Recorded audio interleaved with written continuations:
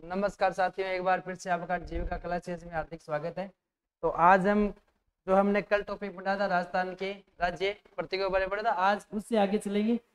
तो आज जो हम अगला प्रतीक चिन्ह जो ले रहे हैं वो है हमारे यहाँ पर राजस्थान का एक नृत्य, जिसे हम किस नाम से जानते हैं। तो कोई आपके सामने कुछ महिलाएं यहाँ पर नृत्य कर रही हैं। ये राजस्थान का एक नृत्य है जिसे हम किस नाम से जानते हैं। तो इसे हम बोलते हैं राजस्थान का राज्य नृत्य। ये क्या है? राजस्थान का एक राज्य नृत्य है और इसका नाम क्या है? इसका नाम है घूमर। इसे हम क्या बोलते हैं? घूमर। तो ये राजस्थान का राज्य नृत्य है। इसके उपनामों की बात करें तो इसे राजस्थान की आत्मा कहा जाता है। इसे क्या कहा जाता है? राजस्थान की आत्मा। राजस्थान का एक सबसे पॉपुलर कोई नृत्य है तो वो ये घूमर नृत्य है। ये मांगलिक अवसरों पर किया जाता है, जैसे गणगौर है, वैवाहिक अवसरों पर ये बड़े चाव से ये नृत्य किया जाता है। इसमें नृत्य करने वाले कौन होते हैं? महिलाएं इसमें भाग लेती है। ये महिलाओं का नृत्य होता है। ये इसमें कौन भाग लेती है? महिलाएं भाग लेती है इसमें, इसलिए ये महिलाओं का नृत्य है। ये पुरुष रस प्रधान नृत्य माना गया है। रस प्रधान नृत्य राजस्थान की आत्मा कहा जाता है।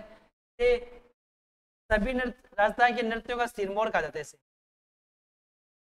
नृत्यों का सिरमौर। जैसे मेवाड़ में राणा सांगा का एक ग्रंथ है संगीत राज, उसको राजस्थान में संगा के जो ग्रंथ है उसको सिरमौर कहा जाता है। उसी प्रकार से राजस्थान में नृत्यों का सिरमौर किसको कहा जाता है? घूमर को। तो घूमर राजस्थान का एक राज्य नृत्य। इसमें भी देखो, जब छोटी बच्चियां नृत्य करती है उसको बोलते हैं झुमरिया। क्या बोलते हैं? झुमरिया में भाग लेती है बालिकाएं। बालिका नृत्य। इसमें एक होता है लूर। लूर भी देखो ग्रासिया समुदाय की महिलाओं के द्वारा, ग्रासिया जनजाति के महिलाओं के द्वारा जो नृत्य किया जाता है उसको हम क्या बोलते हैं? तो लूर बोलते हैं। ये भी घूमर जैसे होता है। ग्रासिया और घूमर क्या कहलाता है? ग्रासिया और घूमर क्या कहलाता है? लूर कहलाता है। और साधारण भाषा में हम बात करते हैं घूमर होता है। इसमें राजपूत महिलाएं भाग लेती है। कहने को यहाँ पर घूमर राजपूत महिलाएं करती है। राजस्थान के हर एक क्षेत्र में यहाँ पर मांगलिक अवसरों पर कौन सा नृत्य किया जाता है? घूमर। इसीलिए इसको हमने क्या बना दिया? राजस्थान का एक राज्य नृत्य। इसको राजस्थान की क्या कहा जाता है? आत्मा कहा जाता है। इसे राजस्थान के नृत्यों का सिरमौर कहा जाता है। इस नृत्य को घूमर नृत्य को। इसमें महिलाएं भाग लेती है। तो ये जब घूमर नृत्य होता है उस समय कौन से वाद्य यंत्र बजते हैं? तो ढोल नगाड़ा, ढोल नगाड़ा सहनाई, ये वाद्य यंत्र बजा जाते हैं। तो यहाँ पर घूमर नृत्य के समय कौन से वाद्य यंत्र बजाते हैं? ढोल नगाड़ा और सहनाई वाद्य यंत्र। विवाह या अन्य मांगलिक अवसरों पर यह नृत्य किया जाता है। इसमें महिलाएं भाग लेती है और ये इसे पुरुष रस प्रधान नृत्य माना गया है। और ये राजस्थान के हर एक कोने कोने में नृत्य किया जाता है।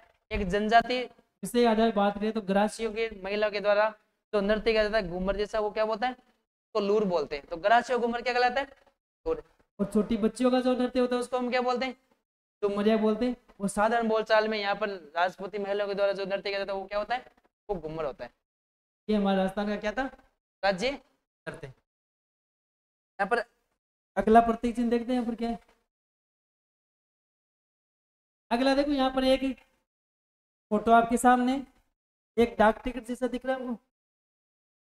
ये राजस्थान के एक बड़े महान कवि है, जिनको हम किस नाम से जानते हैं? सूर्यमल। देखो ये राम महाकवि सूर्यमल मिश्र के नाम से इनको जानते हैं। अब इनको क्या बोलते हैं? इनको राजस्थान का राज्य कवि का दर्जा प्राप्त है। इनको राजस्थान का राज्य कवि का दर्जा प्राप्त है। सूर्यमल मिश्र जी है। इनका जन्म की बात करें तो इनका जन्म हुआ था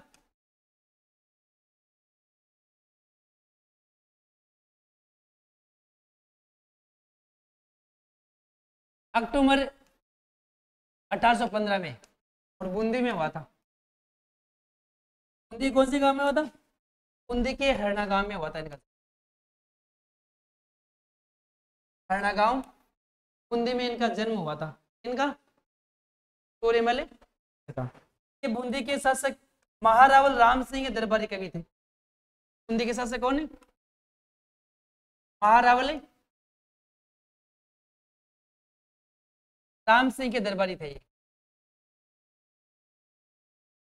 महारावल राम सिंह के दरबारी कवि कौन थे? ये सूर्यमल मिश्र जी। का संबंध किस रियासत से रहे? हिंदी से। इनका जन्म स्थान कौन सा है? हरनी गांव में। इनका जन्म कब हुआ था? अक्टूबर 1815 में इनका जन्म हुआ था। और राजस्थान के क्या है ये? राज्य कवि। तो महाकवि सूर्यमल मिश्र के नाम से जानते हैं। क्या बोलते हैं इनको? महाकवि सूर्यमल मिश्र के नाम से। देखो ये आपको टिकट दिख रहे हैं ना, टिकट ये कब जारी हुई थी? 1990 में। 19 अक्टूबर 1990 में 1990 में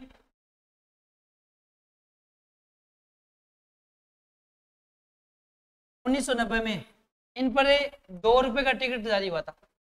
19 अक्टूबर 1990 में सूर्यमल मिशन की याद में राजस्थान सरकार के द्वारा यहाँ पर कितने रुपए का डाक टिकट जारी हुआ है? 2 रुपए का। तो कोई ये 2 रुपए का डाक टिकट आपके सामने। तो यहाँ पर जो आपको कवि दिख रहे हैं वो कौन है? सूर्यमल मिश्र जी। यहाँ पर लिखा हुआ 1990। इसका साफ साफ मतलब यही है कि ये टिकट कब जारी हुआ था? 1990 में जारी हुआ था। और डेट से याद रखना, तो 19 अक्टूबर 1990 में। के दरबारी कवि थे बूंदी के राजा राम सिंह के दरबारी कवि थे। आपने क्रांति पढ़ी होगी 1857 क्रांति, उसमें बूंदी का शासक कौन? राम सिंह ही था। का शासक महारावल राम सिंह उस समय मतलब क्रांति के समकालीन थे। ये कौन है? सूर्यमल मिश्र। देखो 1815 में जन्म हुआ है। तो क्रांति के समय इन्होंने अपनी एक रचना वीर सतसई में क्रांति के उस विद्रोह का उल्लेख यहाँ पर किया। हाड़ौती क्षेत्र के विद्रोह का उल्लेख यहाँ पर किस कवि ने किया था? सूर्यमल मिश्र। या ये भी रखना है, राजस्थान में 1857 के क्रांति के विद्रोह का उल्लेख राजस्थान के किस कवि ने अपने ग्रंथ वीर सतसई में किया है? तो क्या हो जाएगा? सूर्यमल हो जाएगा। तो ये बूंदी के महाराव राम सिंह के दरबारी कवि थे। इन्होंने देखो बूंदी के राम सिंह के कहने पर इन्होंने कौन सा ग्रंथ लिखना शुरू किया था? वंश भास्कर। बड़ा ही इनका सबसे प्रमुख ग्रंथ यही है, वंश भास्कर। क्या नाम है? वंश भास्कर। इनकी सबसे प्रमुख रचना है। किसके कहने पर लिखी थी? बूंदी के शासक है राम सिंह के कहने पर लिखी। ये वंश भास्कर है 8 खंडों में विभाजित है। 8 खंडों का ये महाकाव्य है। इसमें 8 खंड। इस ये टोटल कितने पन्नों का है? 2500 पन्ने इसमें मिलेंगे आपको। पेज है किसमें? भास्कर। इस वंश भास्कर को पूरा किसने किया था? इन्हीं के पुत्र था मुरारीदान। मुरारी दान ने क्या देखना है? वंश भास्कर ग्रंथ को पूरा किसने किया था? मुरारीदान ने। लिखा किसने था? सूर्यमल मिश्र ने। किसके दरबार में लिखा था? राम सिंह के दरबार में। किसके कहने पर लिखा था? राम सिंह के कहने पर। और इनकी एक दूसरी प्रमुख रचना है वो वीर सतसई। क्या नाम है? वीर सतसई। इनकी दूसरी प्रमुख रचना ये है। इसी वीर सतसई में कोटा विद्रोह का उल्लेख यहाँ पर इसने किया है। कौन सी पुस्तक में? 1857 की क्रांति में हमारे राजस्थान में अंग्रेजों और हमारे राजस्थान की जनता के बीच में जिस प्रकार का विद्रोह हुआ था, जिस प्रकार की घटना थी, उस घटना का उल्लेख यहाँ पर कौन से ग्रंथ में मिलता है? वीर सतसई। मतलब 1857 की क्रांति घटनाओं का उल्लेख यहाँ पर मिलता है। कौन से कवि थे जिसने कोटा विद्रोह का उल्लेख अपने ग्रंथ वीर सतसई में किया है? वो थे सूर्यमल मिश्र। इनकी यदि रचना की बात करें तो वंश समुच्चय क्या नाम है? वंश समुच्चय एक रचना है। सतीरासो। और एक किताब है बलवंत विलास। ये भी इनके प्रमुख ग्रंथ है। बलवंत विलास आपको याद रखने की आवश्यकता है। बलवंत विलास एक बड़ा ही प्रमुख। बलवंत विलास, सतीरासो, वंश समुच्चय, वंश भास्कर और वीर सतसई, ये किसके ग्रंथ है? सूर्यमल मिश्र। तो हमारे राजस्थान के क्या है? राजस्थान के राज्य कवि। ठीक है। देखते अगला प्रतीक है, यहाँ पर घूमर हो गया, ये इसकी बात करते हैं ना। तो आपको देखो ये फोटो दिख रही है, यहाँ पर एक महान व्यक्तित्व के बारे में आप जानते होंगे। ये कौन है? ये अपने हाथों में 2 बांसुरी लेकर उन्होंने नाक से इसको बजाने की कोशिश करें तो आपको पता चल गया हो कौन है ये।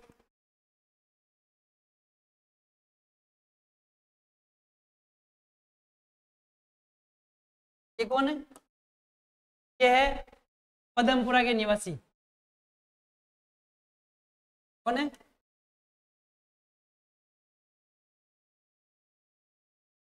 पदमपुरा निवासी रामनाथ चौधरी है ये।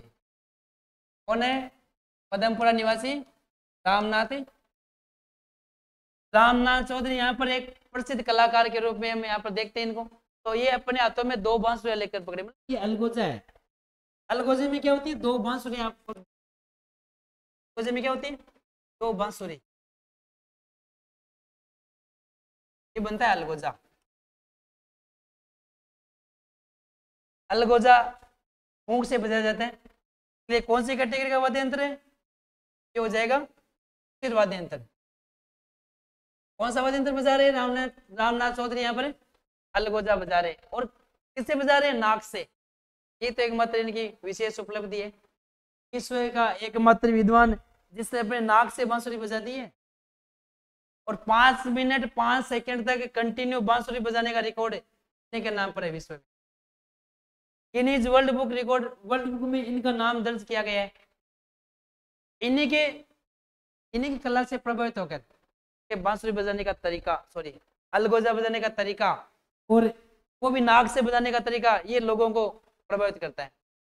यहाँ पर 2000 ईस्वी में अमेरिका राष्ट्रपति आए थे, बिल क्लिंटन यहाँ पर राष्ट्रपति थे अमेरिका के, वो यहाँ पर आए थे और उन्होंने इस कला से प्रभावित होकर उन्होंने रामनाथ चौधरी को कहाँ पर जाने का निमंत्रण दिया था? अमेरिका आने का निमंत्रण। और बाद में अमेरिका गए थे उनके। तो ये रामनाथ चौधरी है, कहाँ के निवासी है? कहाँ के? पदमपुरा के निवासी है। तो ये अलगोजा है, ये राजस्थान का क्या है? ये राजस्थान का राज्य वाद्य यंत्र है। क्या है? हाँ, राजस्थान का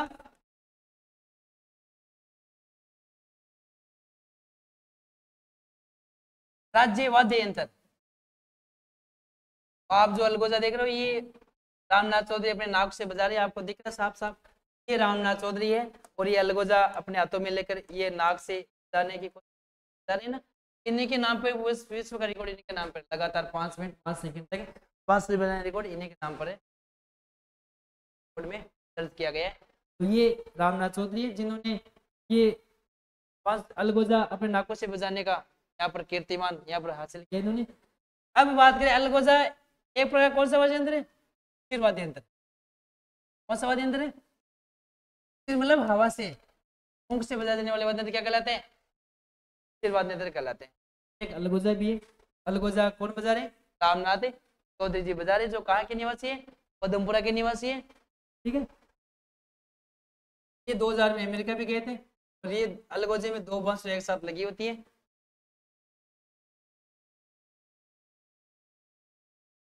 अगला प्रतीक है, देखो यहाँ पर ये आपके सामने एक बॉल दिख रही है। ये कौन सा खेल का सीन है? हाँ, ये है बास्केटबॉल का सीन। तो बास्केटबॉल के बारे में आप काफी कुछ जानते होंगे। Basketball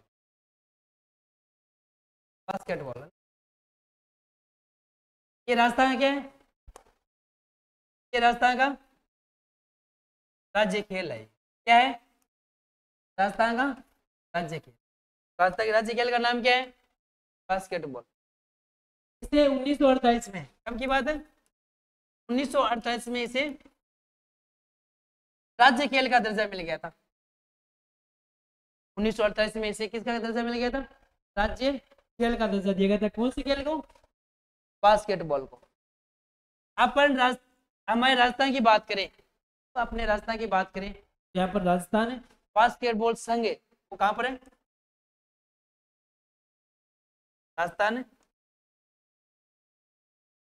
basketball academy, sorry Rajasthan राज्य स्तर की बास्केटबॉल एकेडमी कहाँ पर है, अकादमी कहाँ पड़ती है, जैसलमेर में। कहाँ पड़ती है, जैसलमेर। इसके अलावा बात करते हैं महिला बास्केटबॉल अकादमी, राजस्थान की राज्य महिला बास्केटबॉल अकादमी, बास्केटबॉल अकादमी ये कहाँ पड़ती है, ये जयपुर में है, सवाई मान सिंह स्टेडियम जयपुर ने, सवाई मान सिंह स्टेडियम जयपुर में ये राजस्थान की बास्केटबॉल अकादमी स्थापित है। ये जयपुर में, ये जैसलमेर में, ये राजस्थान का राज्य खेल है जिसको हम क्या मानते हैं, क्या बोलते हैं, बास्केटबॉल। इसमें खिलाड़ी कितने होते हैं, बास्केटबॉल में खिलाड़ियों की संख्या भी कई बार पूछी जाती है। में कुल खिलाड़ी होते हैं 5 होते हैं, 5 होते हैं, याद रखना। बास्केटबॉल में खिलाड़ियों की संख्या कितनी होती है, 5 होती है। और भारत के राजस्थान के अलावा किस देश का राष्ट्रीय खेल है ये अमेरिका का राष्ट्रीय खेल बास्केटबॉल है। अमेरिका का राष्ट्रीय खेल क्या है, बास्केटबॉल। हमारे देश का राष्ट्रीय खेल क्या है, तो हम अलग से देख लेंगे, कंपेयर करेंगे अभी थोड़े अगले वाले कोर्सेज में। तो ये हो गया राजस्थान का एक राज्य खेल, तो हम क्या बोलते हैं, बास्केटबॉल। ठीक है, चलते हैं अगले पार्ट में। तो ये खेल हो गया। अब बात करते हैं यहाँ पर राजस्थान का एक नृत्य तो अपने आप में शास्त्रीय नृत्य का दर्जा प्राप्त है। ये शास्त्रीय नृत्य है। देखो एक तो होते हैं लोक नृत्य, एक होते हैं शास्त्रीय नृत्य।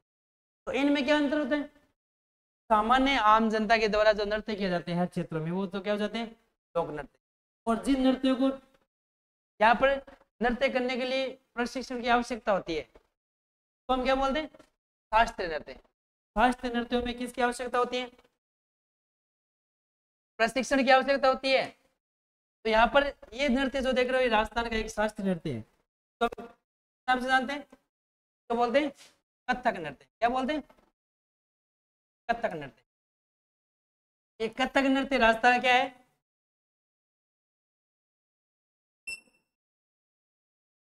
राजस्थान का शास्त्रीय नृत्य। याद रखना, राजस्थान का शास्त्रीय नृत्य पूछे तो किसको बताना है, कथक को बताना है। तो देखो कथक एक महिला कर रही है, ये जरूर नहीं महिला करती है, इसमें पुरुष भी भाग लेते हैं। ये तो कला है, कोई भी सीखे उसको आ जाए तो कर ले, क्या दिक्कत है। तारा देवी शास्त्रीय नृत्य की एक प्रसिद्ध कलाकार रही है, सतारा देवी नाम की। इसके अलावा शास्त्रीय नृत्य कई कलाकार रहे थे, बिरजू महाराज, दच्चू महाराज, अच्छन महाराज, भानोजी महाराज राजस्थान में शास्त्रीय नृत्य के जनक है। बिरजू महाराज ने इस शास्त्रीय नृत्य को लोकप्रिय बना दिया था। राजस्थान में इसका घराना जयपुर में मिलेगा आपको। और भारतीय स्तर की बात करें, राष्ट्रीय स्तर की बात करें तो हमारे देश का जो शास्त्रीय नृत्य का घराना वो उत्तर प्रदेश में लखनऊ। बात करते हैं शास्त्रीय नृत्य, देखिए इनको सीखने के लिए किसकी आवश्यकता होती है, प्रशिक्षण की आवश्यकता होती है। क्या आवश्यकता होती है, प्रशिक्षण की आवश्यकता। यहाँ पर जिसके पास ये कला प्रशिक्षण जिसने पूरा कर लिया हो, ये नृत्य सीख लिया वो कर सकता है। बाकी यहाँ पर हर किसी के बस की बात नहीं है।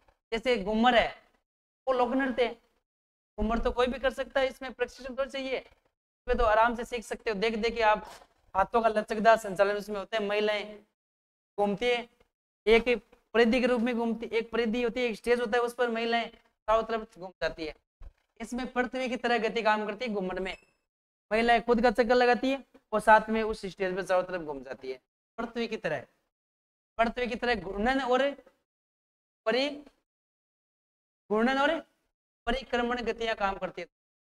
कौन से नृत्य में, नृत्य में। तो यहाँ पर ये शास्त्रीय नृत्य, इसमें प्रशिक्षण चाहिए। तो राजस्थान में इकलौता एक ही शास्त्रीय नृत्य, इसको हम क्या बोलते हैं, कथक नृत्य।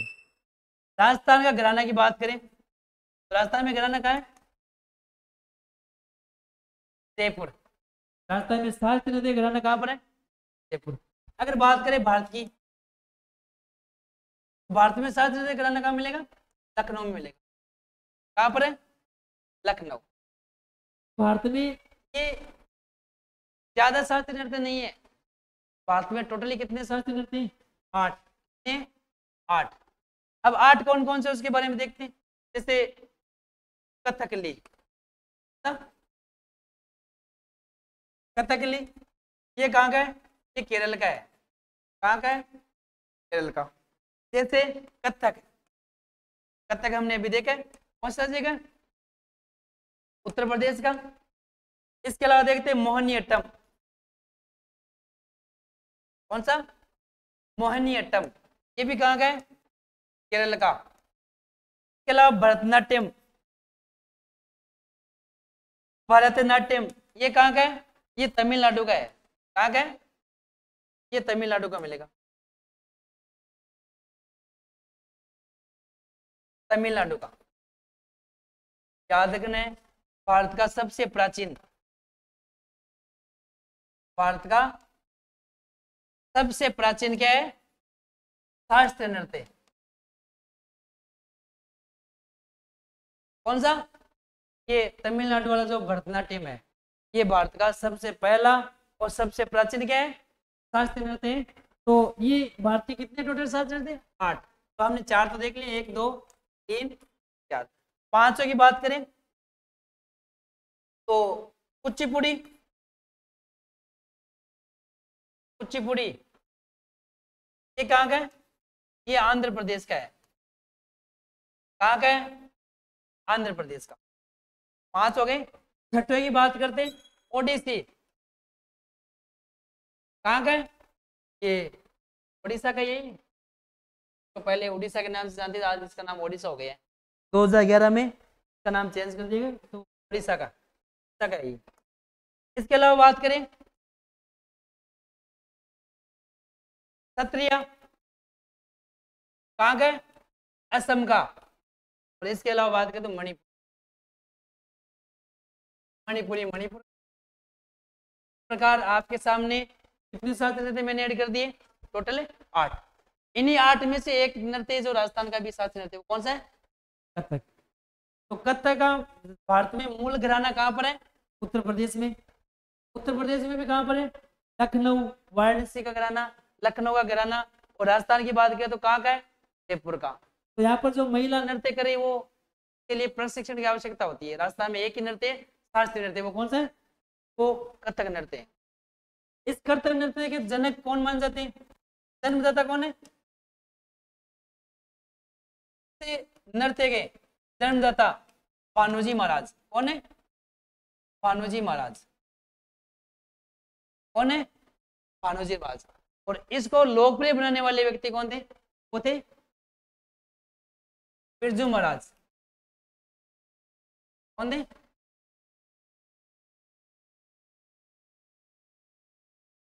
वो है बिरजू महाराज। प्रसिद्ध कलाकार कौन है? याद रखना।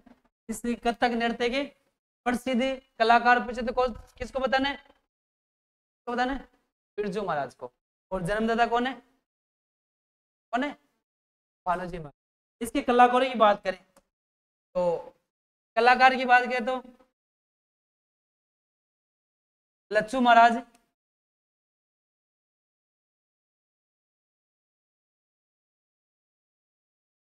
अच्छन महाराज, सतारा देवी, ये इनके प्रमुख प्रसिद्ध कलाकार रहे। किसके? कथक नृत्य के। राजस्थान का शास्त्रीय नृत्य कौन सा हो गया? कथक नृत्य। ठीक है, चलते हैं अगली स्लाइड में। यहाँ पर नृत्य हो गया, ये हो गया। अब इसके अलावा बात करें तो राजस्थान के देखो एक राज्य गीत भी है राजस्थान का, अभी उसके बारे में देखना है। राजस्थान का कौन सा गीत है? राज्य गीत। तो राजस्थान के राज्य गीत की बात करें, इसके बारे में आपको थोड़ा बहुत तो पता ही होगा। राजस्थान का राज्य गीत ये कौन सा है? ये है केसरिया बालम। नाम क्या गीत का? केसरिया बालम।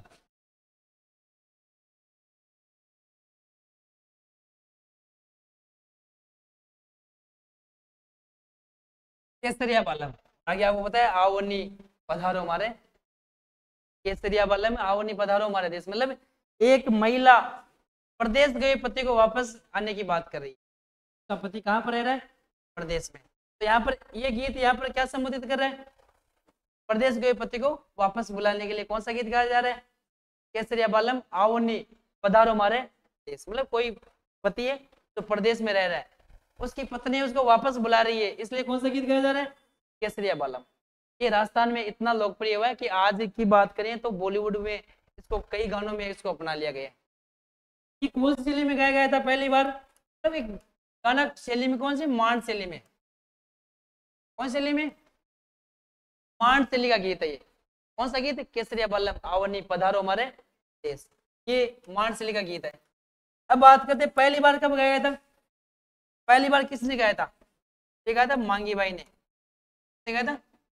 मांगी बाई आर्य। किसने गाया था? मांगी बाई आर्य ने। ये मेवाड़ क्षेत्र की रहने वाली है, मेवाड़ में प्रतापगढ़ की। ये मांगी बाई आर्य है जिसने पहली बार ये गीत गाया था। कौन सा गीत है? केसरिया बालम। अब बात करते हैं, देखो मांगी बाई एक तो ये है, एक मांगी बाई और है, वो अलग है। क्या याद ध्यान रखना आपको। मांगी बाई, मांगी बाई वो 13 ताली की नृत्यांगना है। 13 ताली की प्रसिद्ध नृत्यांगना। एक मांगी बाई जिनका संबंध किससे? 13 ताली नृत्य से संबंधित। 13 ताली नृत्य को लोकप्रिय सबसे एक राष्ट्रीय स्तर पर लेकर जाने वाली महिला कौन थी? वो मांगी बाई। मांगी बाई कहाँ की? पाली में एक गांव पड़ता है पादरला गांव। पादरला, पाली कौन सा गांव? पादरला गांव से ये मांगी बाई संबंधित। दूसरी मांगी बाई कहाँ से संबंधित है? मेवाड़ मतलब प्रतापगढ़ से। मेवाड़ मतलब उदयपुर भी पूछ सकते, उदयपुर मतलब मेवाड़ का मतलब उदयपुर भी है। प्रतापगढ़ की रहने वाली है मांगी बाई आ रही है। इसने पहली बार गाया था कौन सा गीत है? केसरिया बालम आवनी पधारो मारे, ये गीत गाया था। अब बात करते हैं इसको लोकप्रिय बनाने वाली तो महिला थी, वो राष्ट्रीय स्तर की ख्याति किस महिला ने दिलाई थी? वो थी अल्लाह जिलाई बाई। अल्लाह जिलाई बाई ये राजस्थान की प्रसिद्ध मांड शैली गायिका है। ये भी मांड शैली गायिका है, मांड शैली गायिका। और ये भी किससे संबंधित है? कौन से संबंधित है? मांड शैली, मांड शैली। और बात करें मांड, यहाँ पर राजस्थान में एक क्षेत्र का नाम है। राजस्थान में एक क्षेत्र, एक जिला है जिसको हम मांड के नाम से जानते हैं। ये बात है। मांड यहाँ पर किसका नाम है? जैसलमेर का नाम है। जैसलमेर जिले को प्राचीन काल में किस नाम से जानते थे? मांड के नाम से। उसी क्षेत्र का एक गीत है केसरिया बालम। पहली बार मांड शैली में गाने वाली जो महिला थी उसका नाम क्या था? मांगी बाई आर्य। इसने पहली बार गाया था। और इसको लोकप्रिय बनाने वाली महिला कौन थी? अल्लाह जिलाई बाई। आज राजस्थान का जो केसरिया बालम है उधर हमारा देश है, पूरे भारत में पॉपुलर बन चुका है। कई बॉलीवुड के गानों में इसका नाम, ये गाना एड किया गया है। तो ये राष्ट्रीय स्तर का गाना बन चुका है। कौन सा गीत है? केसरिया बालम। इसलिए हमने राजस्थान का इसको क्या बना लिया? राजस्थान का राज्य गीत केसरिया बालम है। ये पहली बार गाया था मांगी बाई ने। और राष्ट्रीय स्तर पर लेकर कौन गई थी? अल्लाह जिलाई बाई। मांड शैली की प्रसिद्ध गायिका राजस्थानी पूछे तो किसको बताना है? अल्लाह जिलाई बाई। और एक मांगी बाई है वो क्या है? वो 13 ताली नृत्य संबंधित प्रसिद्ध नृत्यांगना है। 13 ताली नृत्य यहाँ पर किस लोक देवता के याद में? रामदेव जी। रामदेव जी के अन्वय कौन सा नृत्य करते हैं? 13 ताली। और यहाँ पर एक महिला कितने मंजीरे बांध कर 13 मंजीरा, 13 मंजीरा, 9 मंजीरे कौन से पैर पे? दाएं पैर पे। फिर 2 मंजीरे इधर कोहनी पे और 2 हाथ में, 9 4 13 मंजीरे वो लेकर नृत्य करती है। और उसी नृत्य का नाम क्या है? 13 ताली नृत्य। इसमें महिला नृत्य करती है, पुरुष क्या करते हैं? वाद्य यंत्र बजाते हैं। विशेष रूप से रामदेव जी के मेलों के अवसर पर ज्यादा नृत्य किया जाता है। कौन सा नृत्य? 13 ताली नृत्य। तो ये 13 ताली नृत्य वाली मांगी बाई अलग है। ये पाली के पादल गांव की रहने वाली है। और ये मांगी बाई है वो मेवाड़ के प्रतापगढ़। ये मांड शैली गायिका है और ये 13 ताली नृत्य संबंधित गायिका है। ठीक है। तो ये केसरिया बालम पधारो हमारा देश गाना है। ये राजस्थान का राज्य गीत बन चुका है।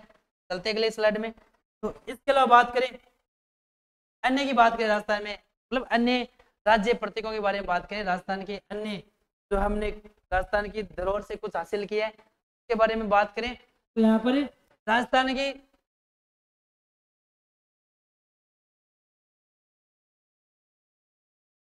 थोड़ा एक दिन राज्य को राजस्थान की राज्य मिठाई है, ध्यान रख लेना। उसका नाम क्या है? घेवर। क्या नाम है? राजस्थान की राज्य मिठाई क्या है? घेवर। क्या है? घेवर। आपने राजस्थान को राज्य भोजन खाई है? दाल बाटी, हाँ ये भी रखना है, दाल बाटी चूरमा, ये राजस्थान का राज्य भोजन है, बड़ा स्वादिष्ट भोजन है राजस्थान का। दाल बाटी चूरमा राजस्थान का राज्य भोजन क्या है? राज्य भोजन। इसके अलावा बात करें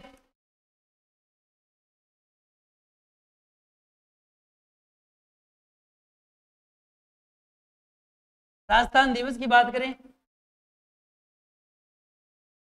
राजस्थान दिवस कब मनाया जाता है? ये प्रतिवर्ष 30 मार्च को मनाया जाता है। 30 मार्च, 30 मार्च को क्यों मनाया जाता है? क्योंकि ये वह समय जब हमारे राजस्थान का एकीकरण हो, और ये वह समय जिस समय राजस्थान की रियासतें लगभग बड़ी बड़ी रियासतें राजस्थान के साथ आ गई थी, राजस्थान में संघ में मिलने के लिए तैयार हो गई थी। राजस्थान का चौथा चरण बृहद राजस्थान संघ में 4 बड़ी रियासतें मिली थी, तो इस दिन लगभग वर्तमान स्वरूप अस्तित्व में आ गया था। ये कौन सा दिवस मनाते हैं इस दिन? राजस्थान दिवस। इसके अलावा बात करें राजस्थान स्थापना दिवस, ये हो जाएगा 1 नवंबर। प्रतिवर्ष 1 नवंबर को हम कौन सा दिवस मनाते हैं? राजस्थान स्थापना दिवस। क्यों? क्योंकि इस दिन हमारे राजस्थान की स्थापना हुई थी 1 नवंबर 30 मार्च 1949 को पहली बार यहाँ पर 4 बड़ी रियासतें जयपुर, जोधपुर, जैसलमेर, बीकानेर राजस्थान संघ का भाग बनी थी। वो 30 मार्च को राजस्थान दिवस है, और ये 1 नवंबर 1950 को राजस्थान का एकीकरण कंप्लीट हो गया था। और ये कौन सा दिवस हो गया? राजस्थान स्थापना दिवस। एक है राजस्थान मातृभाषा दिवस, राजस्थान मातृभाषा दिवस, ये मनाया जाता है 21 फरवरी को। कब मनाते हैं? 21 फरवरी को। थोड़े बहुत छोटे मोटे प्रतीक चिन्ह, राजस्थान स्थापना, राजस्थान दिवस, राजस्थान मातृभाषा दिवस कब मनाया जाता है? 21 से। अब बात करते हैं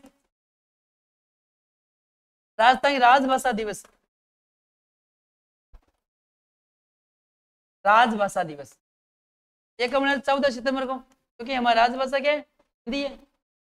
और देश की राजभाषा क्या है? हिंदी। हम कहाँ के? देश के ही तो है, इसलिए हमारी राजभाषा क्या हो गई? हिंदी। हमारी मातृभाषा क्या है? जो हम आम बोलचाल में काम लेते हैं, मातृभाषा। बच्चा जब जन्म लेता है, समाज में आता है, सबसे पहले मातृभाषा सीखता है। माता के मुख से सीखी गई भाषा क्या कहलाती है? मातृभाषा। तो वो मातृभाषा दिवस कब आता है? 21 फरवरी को। हमारी राजभाषा क्या है? हिंदी। राजभाषा दिवस कब है? 14 नवंबर को। तो देखो ये थे हमारे राजस्थान के प्रतीक चिन्ह या अन्य तथ्य हमने देख लिए। तो ठीक है, तो दोस्तों ये क्लास आपको अगर अच्छी लगे तो इसको ज़्यादा से ज़्यादा लाइक कीजिए, इसको शेयर कीजिए और सब्सक्राइब कीजिए। धन्यवाद।